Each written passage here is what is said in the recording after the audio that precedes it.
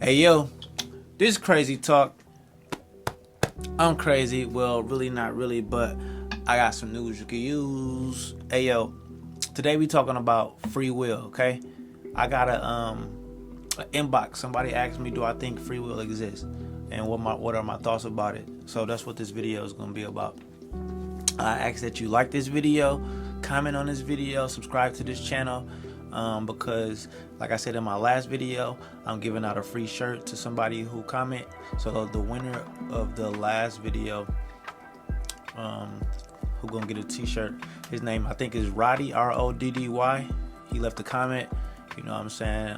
So if you contact me through Instagram or Facebook, you know, just hop in my DM or slide in the inbox and, you know, I'll hook that up for you.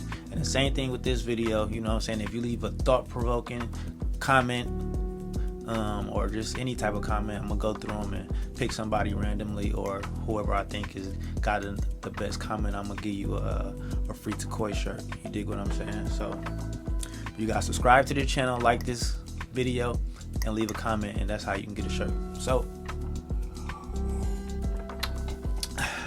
like I said, somebody slid in my inbox and asked me what I think about free will and can I make a video about it. And I was like, yeah, I can do that.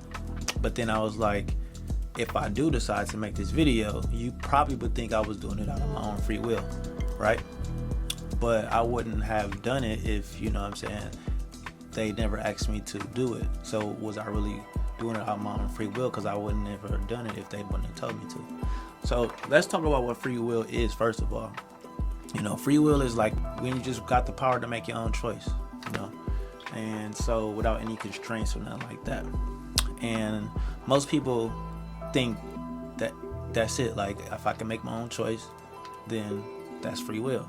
And it goes a little bit deeper than that. So I'm gonna give you some concepts, some things to think about, and then I'm gonna tell you my thoughts or what I think about free will at the end.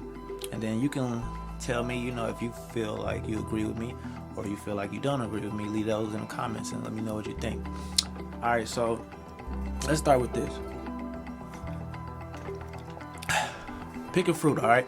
Pick an apple or an orange, all right? I want you to take a second, pick an apple or orange. Apple or orange, okay? Which one did you pick? I'm waiting for an answer, but it ain't nobody here but me. But anyways, the point is, if you pick the apple, that's cool. If you pick the orange, that's cool too. But why you ain't pick a grape? Why you ain't pick a banana? You know what I'm saying? Why didn't you pick these choices? You know those are fruits, right? But you only picked the apple or orange because I told you to pick apple or orange. So if you really have the free will, the power to make your own choices, you could have picked anything, but you only picked what I gave you. So, you know, that's one concept I want to say, that we have the power to make our own choices, but we don't have the power of the options that's given to us. You dig what I'm saying?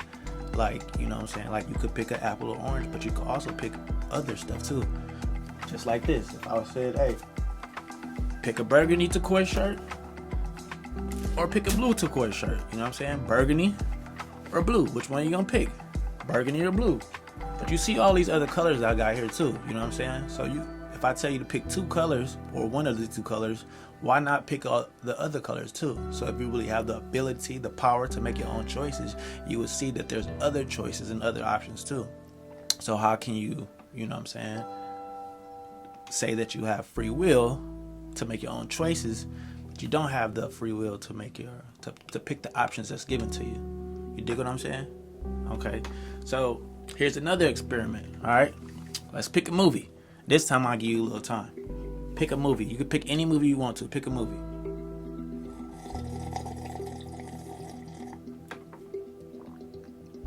All right. Now you got that movie. You know what I'm saying? There's lots of movies out. You got that movie in mind. Okay, now let's go back, and just in case you want to pick a different movie. All right. Think about, you know what I'm saying, making this thought, this choice, decision. Now pick your own movie. Pick the movie that comes. What movie comes to your mind? You can leave that in the comments. Whatever movie comes to your mind, leave that in the comments. You got the movie yet?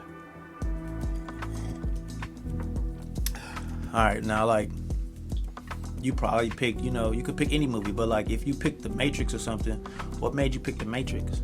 Probably because you've seen The Matrix before. But like, how come you didn't pick Sling Blade or something like that? Most of y'all who picked a movie, if you really, doing this experiment with me, if you picked a movie, you probably picked a movie that you saw. Even though there's thousands, hundreds of thousands of movies out there, you picked a movie that you saw. But you didn't pick a movie that you didn't even know about. How can you pick a movie that you don't even know about? You know what I'm saying? Most of y'all haven't seen Sling Blade. You know what I'm saying? But how many of y'all have seen The Truman Show? You seen The Truman Show?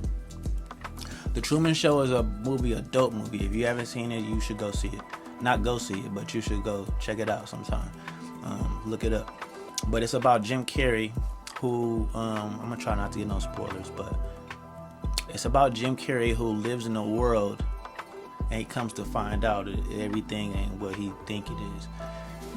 And there's a certain scene up in there where Jim Carrey is about to get on a boat, and he's always trying to get on the boat. He does this like a few times in the movie, but he goes and buy the ticket and everybody's watching him, but he never gets on the boat. You know what I'm saying? You would think like, okay, he has his free will to get on the boat or not get on the boat, right? But now this is a small spoiler. In this movie, in the beginning when Jim Carrey was the young Jim Carrey, a little boy, he was in a boat out in the sea or out in the ocean, and it was a storm or a tornado, and he lost his dad. His dad died, and that was a traumatic experience for him, which caused him not to want to get on the boat because of the things that he, the pain and the trauma that he had from this experience when his dad died in the boat. So consciously, he doesn't know, why he doesn't want to get on the boat. He even goes real close to the boat, but he just like, nah, I can't do it. But subconsciously, it's because he experienced something bad in his past, and it's making him make that decision. So now let's talk about the subconscious mind. And that's really deep, because when you know how the subconscious mind works and how the world works, you may have a different experience or a different opinion about how free will is, may or may not be an illusion. Like, a lot of the choices we make may come from stuff that happened to us in our past. Like, say you was in daycare, or you was in daycare or school when you was younger, which I'm sure we all was. But like, if you went to daycare and the room was painted like green, it was green walls or something, and your teacher was good, she was positive, or he or she was positive, you made a lot of friends, you had good experiences, nothing bad happened, green might be your favorite color, and you might not know why. But when you were younger, you was around a lot of stuff, positive stuff when you saw the green, and then vice versa, the room could be painted blue or something like that. And then like the teacher was mean, and you never understood what they was talking about. And so like you might correlate blue with a bad color subconsciously, and I know that that's why you did it. You know what I'm saying? So there's a lot of things that can come up in our past that could subconsciously affect our future or even our present time right now. Another thing about the subconscious is like I explained this before about like when you go to sleep 10-15 minutes before you go to sleep, before you doze off, and then when you wake up, your brain is in the theta brain waves, which is highly susceptible to being hypnotized, and you're more vulnerable to put impressions in your head. So if you wake up early in the morning and one of the first things you do is scroll on your phone, or you on Instagram or Facebook, or you watching the news, you watching TV or something, and you just see a big juicy burger or something like that. Now you might even have to only see it for a couple of seconds or a minute, or not even that long if you're just glancing at it, but it's feeding your subconscious. Just like say you are what you eat, you are also what you see and watch and stuff like that. So when you see this burger or any type of ad, which we're about to get to in a minute, this is early in the morning. Then you might go to work, you might go to school, you might do whatever you gotta do, But when you're on your way home, or when you at home, you wondering what am I gonna eat today? And then the thought comes up in your head. And first of all, no, we're gonna get to that later. Like where do thoughts come from? You know what I'm saying? But this came from the things that you've been feeding yourself and subconsciously, and you don't even know it. So when you're making these decisions, like the burger wouldn't have came, or this wouldn't have came in your head if you wouldn't have seen it earlier or something like that. You dig what I'm saying? These thoughts that you get come from somewhere. We're gonna have to do another video about what is a thought and where does it come from. You know what I'm saying? Because you are not your thoughts. You don't have control over your thoughts. Like if I tell you right now to think about a dinosaur, okay? Pick a dinosaur and think about a dinosaur. You see the dinosaur running, and you see it eating grass, or you see it eating the person, or you see it eating another dinosaur, right? Okay, now stop thinking about the dinosaur. Stop. Don't picture it. You can't do that. You know what I'm saying? You don't really have too much control over your thoughts like that. But when we're talking about ads, like our brain, our subconscious picks up on, they say like 10,000 ads per day. You know, that's a lot. You know what I'm saying? And way more than you probably think. But every time you're looking somewhere, even if you don't consciously pick it up, your subconscious is picking it up. And so a lot of decisions that we might make maybe come from things that we've seen that we don't really know that we saw. You dig what I'm saying? I hope you understand me. All right, now I want to talk about a concept or a thing called neuromarketing. If you got a brand or a company or a business and you don't know what neuromarketing is, you probably need to check that out. You know what I'm saying? Go Google that, go figure that, watch some videos about that after this. Or I'll probably go ahead and do a video about this later. But anyway, basically what neuromarketing is when these companies or big companies or small companies or just businesses, they use like our senses, our 5 senses, to get us to engage or buy or purchase or interact with their product, you know. And like a good example or real quick examples is like the colors. I want you to think about like restaurants and fast food chains. What 2 colors do you think are the most popular colors that people use or businesses use, fast food places use in their logo? What 2 colors? Okay, I just tell you, red and yellow. The color red is used to trigger your appetite. It means strength, excitement, high energy.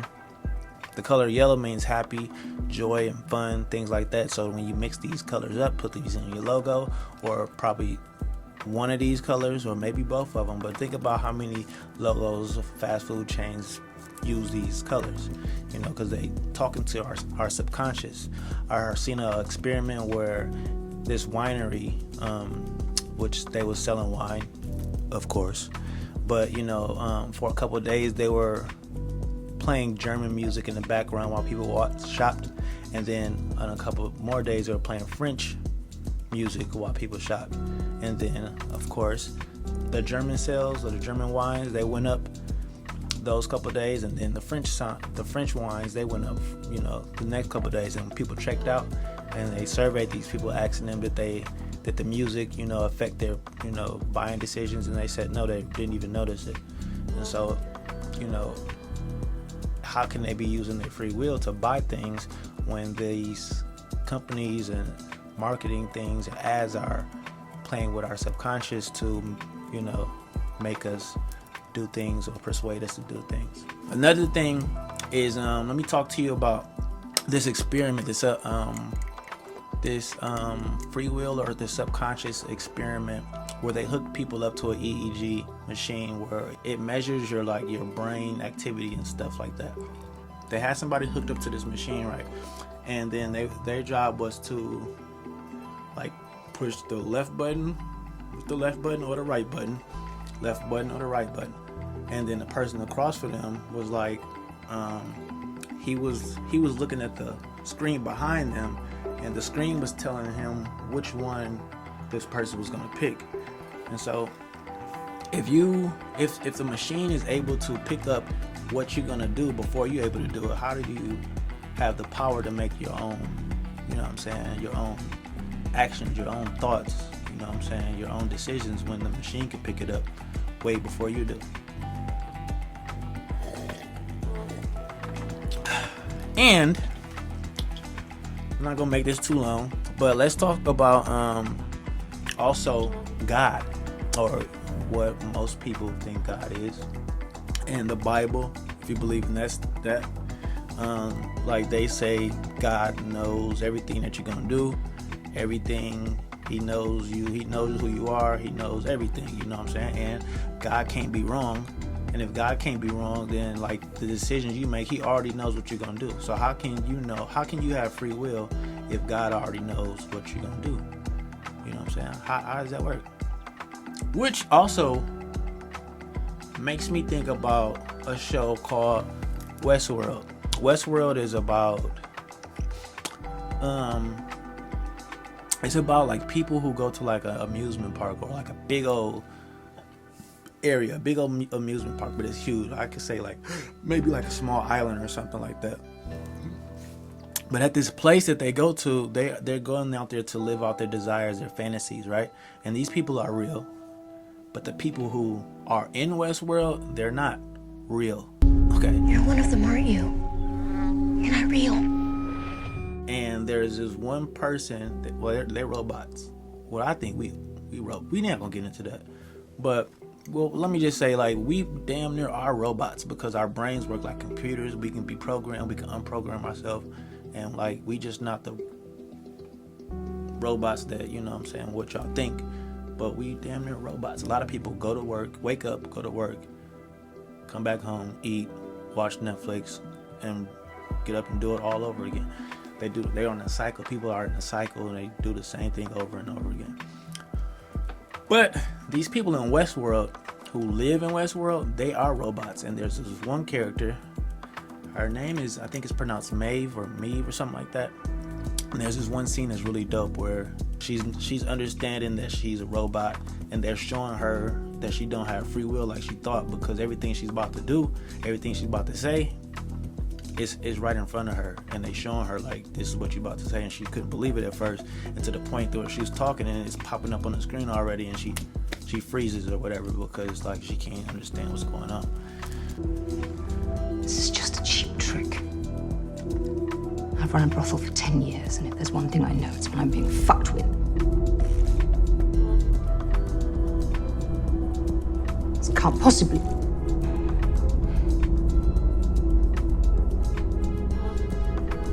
You can't. I can't.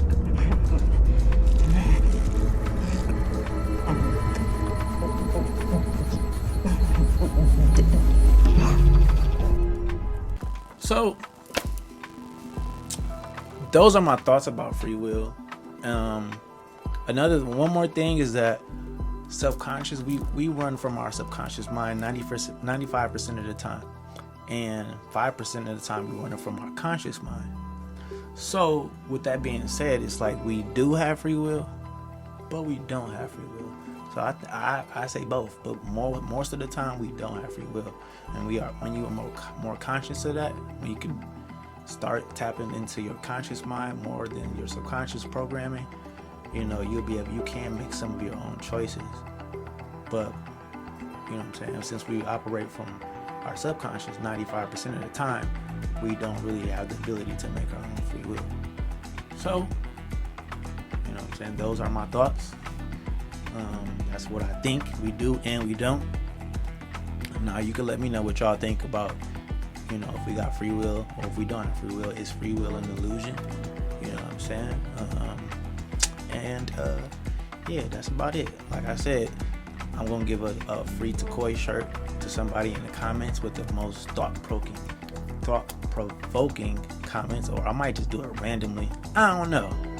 But TCOY, take care of yourself.